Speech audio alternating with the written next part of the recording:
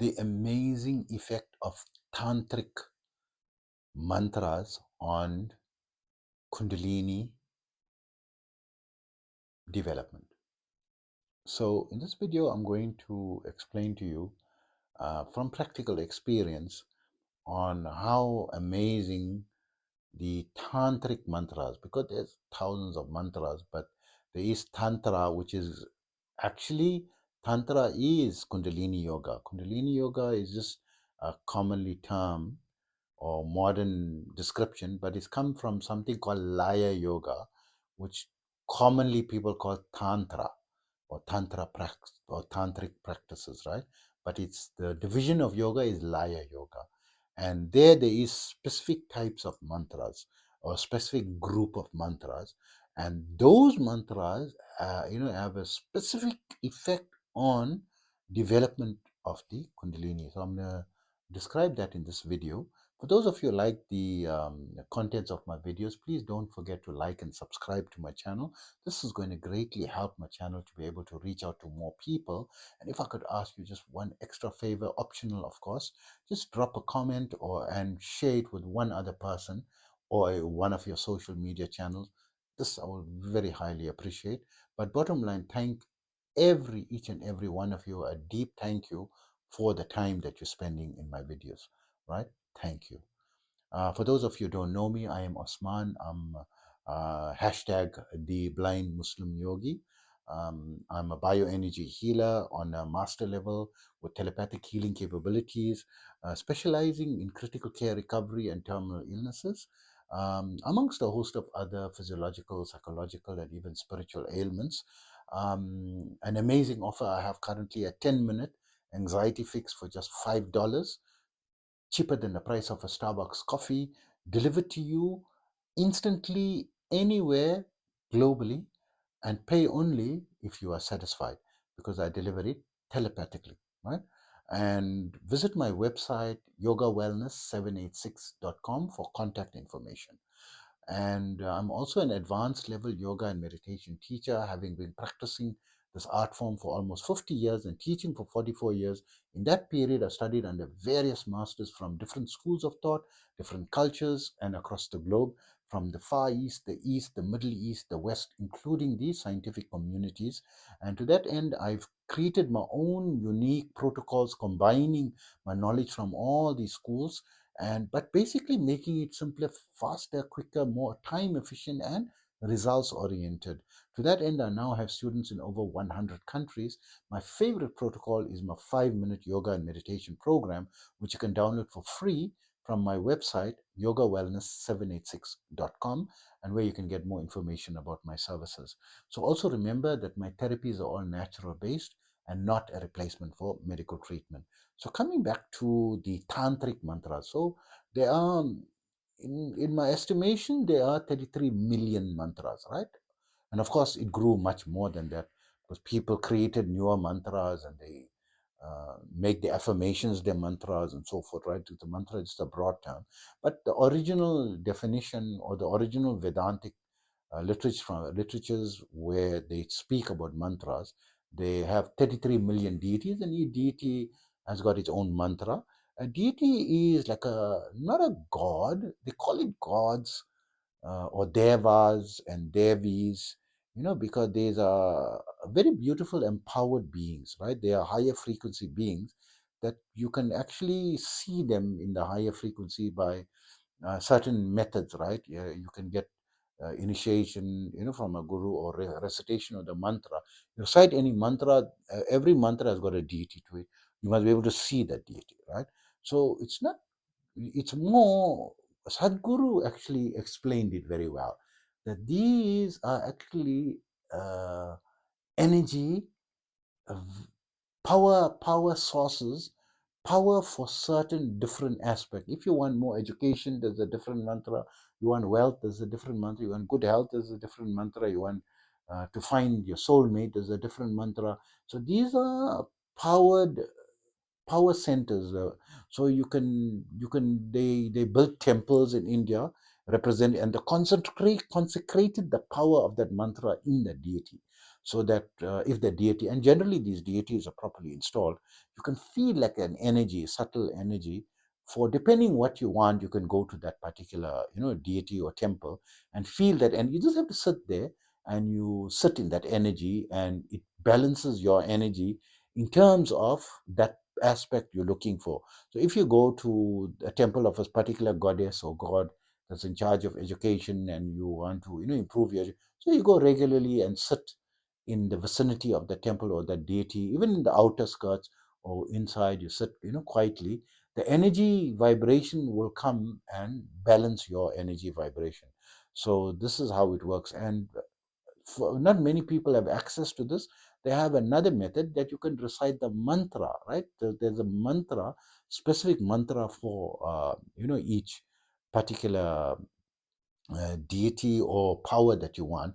So the mantra is not a god where, like, now you got the god and he's gonna always, he's got your back.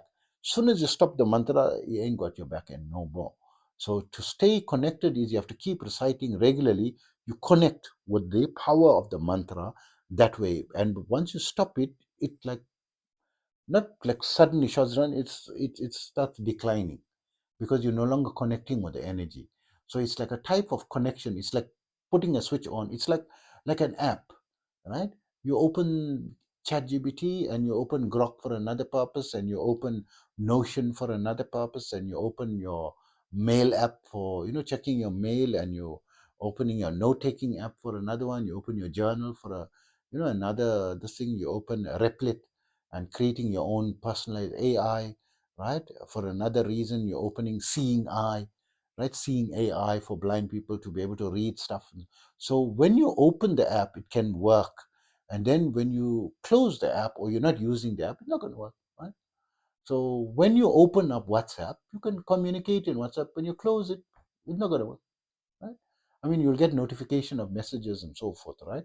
Because you enable, because that app has got that power of messaging and so forth, right? So similarly, the mantras is the olden days apps. So the way you can connect with that app is, you didn't have a device physically. Your body is the device, and you have to recite.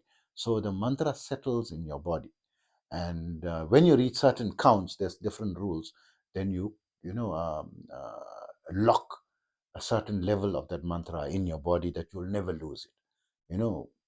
Whether you believe in reincarnation or don't believe, for as many lifetimes, whatever level, like every 10,000 count that you reach, it locks in your body.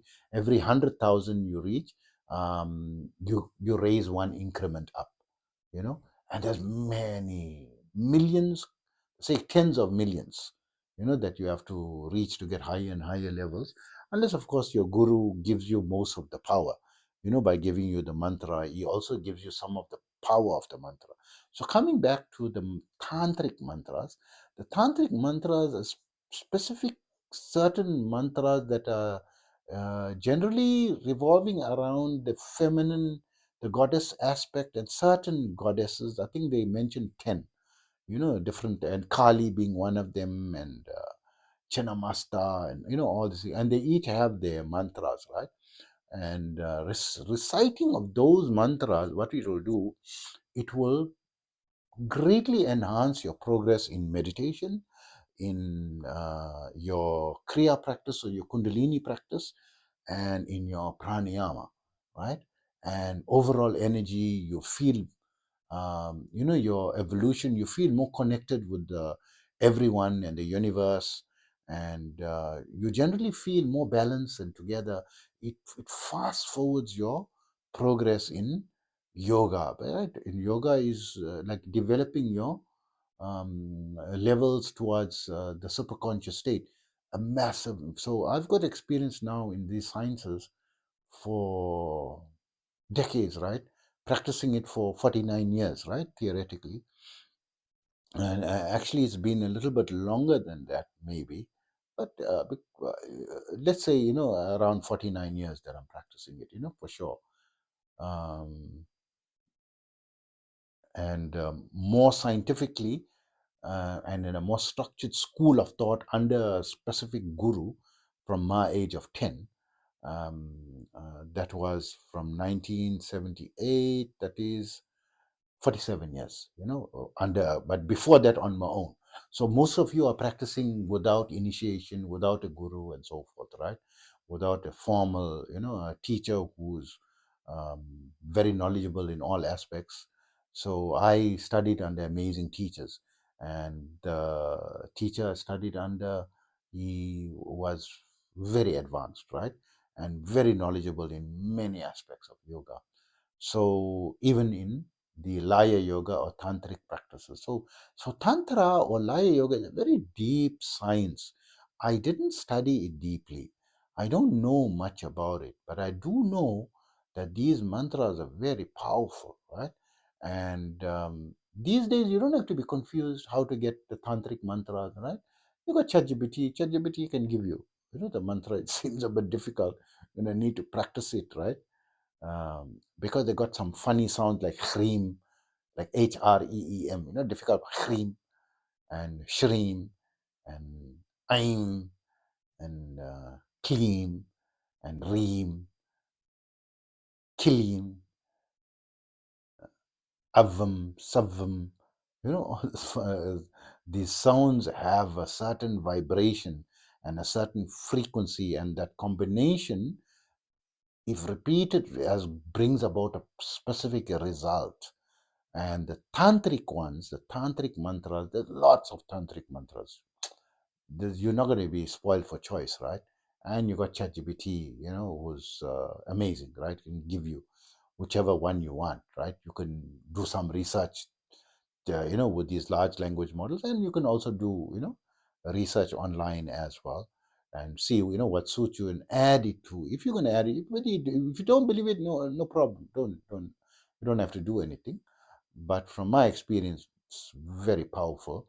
And don't the mistake people make is they treat these, deities as God. They are power centers. They're not God. They are power centers. If you stop it, they will drop you. You drop it, they drop you. Right. So you won't lose every 10,000 count. It will be accumulate, but it will not work because you neglect it. You go back into it, it will reactivate from where you left off. You don't have to start from zero again. Okay, so that's the advantage, of the mantra. It's a very strange science, and very difficult for people to logically understand it, because they want everything to fit in their frame of mind currently. Everything must fit in this. They don't want to accept there's something, it was so many thousands of years ago, was not in this frame of thought or logical sequence, or some type of structure that it's not going to fit your structure.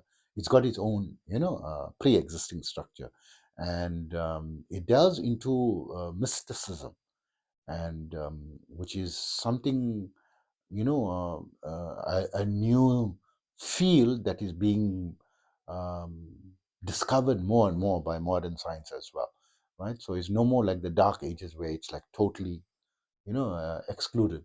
There's divisions in Harvard Medical University. They've got it in Harvard University.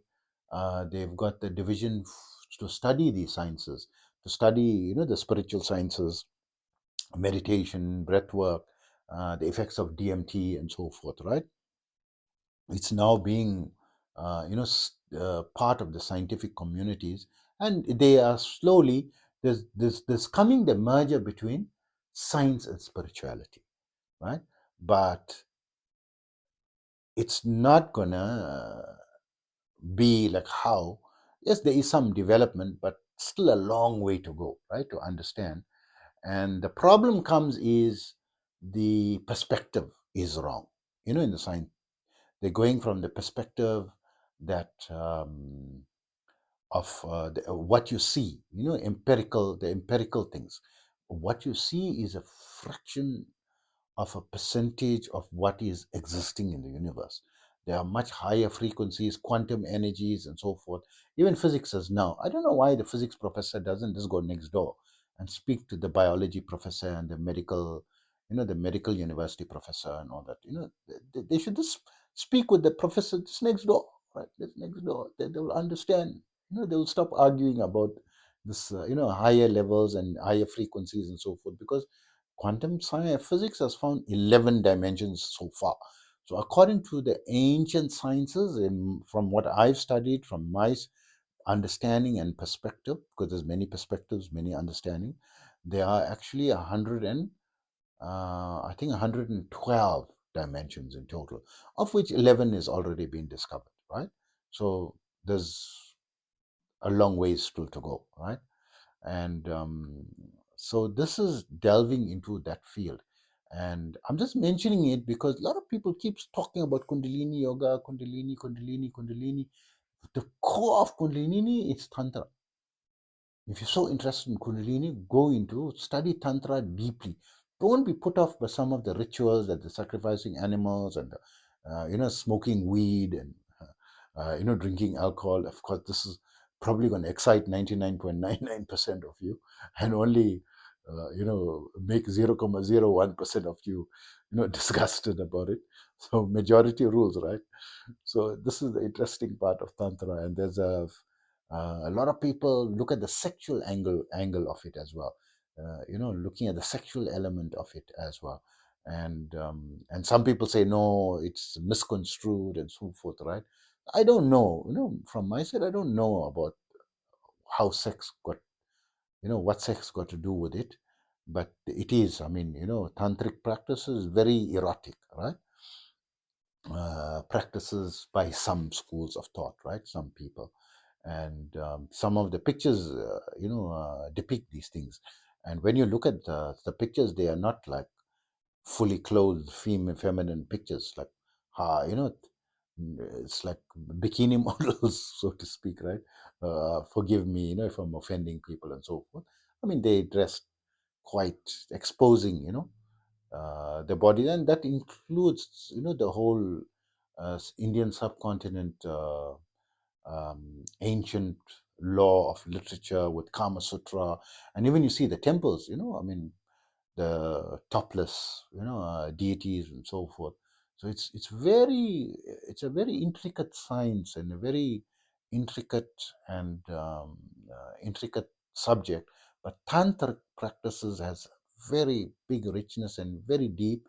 It goes in very deep, but it's from the various levels of yogic science. It is, I will say, the second easiest method. The easiest being where everyone believes in the universe, and energy is everywhere, and there's no form of God or anything. Everything is just energy, and they're looking like the Buddhist concept of God, right? There is no God or concept, that every person is just in the different stages of evolution, and you just go into higher and higher levels of evolution, and there isn't a separate God entity. There isn't a separate God that you can worship. And this seems to be a modern um, method of understanding and belief, which is spearheaded also by Sadhguru. Although he talks about deities and powers, but himself he never worshipped, picked his hand up. He mentions in many of his videos, he never took his hands and or bow down and pray to any God or anything. He didn't believe in such a thing. He just believed that you evolve yourself, more a Buddhist approach, right? So we are now living in a pluralistic society. We need to respect all different viewpoints, and from a yogic perspective, all the pathways lead to one same destination, right? So though it doesn't mean those who believe is wrong. So in the yogic sciences, there's no right and wrong when it comes to belief. Those who believe that all God is one God, all the everything that you see is God. God is everywhere, and God is in the deities and so forth. That is respected. Or God is there's only one God. That is respected. Or God is formless. Is not a form. Is formless. Is superior to form. That is also the Advaita principle. And then the Saiva Satan, the aspect that God is beyond form and beyond formless, right? Beyond the conception of the mind, inconceivable. There is that aspect which is even part of the Islamic belief, that God is inconceivable, that is only one and inconceivable. So that is also respected in the um, Hindu traditions, which is the Hinduism is not a religion. It is like different perspectives and different philosophies, embracing all types of philosophies. And whichever religion you see, there's a space for them. There's an explanation from the ancient sciences, which school of thought that they will fall under. So coming back to, so that's why because it's going to be a very controversial subject, tantric practices. But from my own personal experience, I'm giving you, right. This is not just I'm not here to give theory. You can go. I'm not knowledgeable in the depth of theory. I just practiced a lot and I teach because I want to bring about certain result, right, and I'm able to bring about certain types of results. And of course, this is not a simple subject to teach.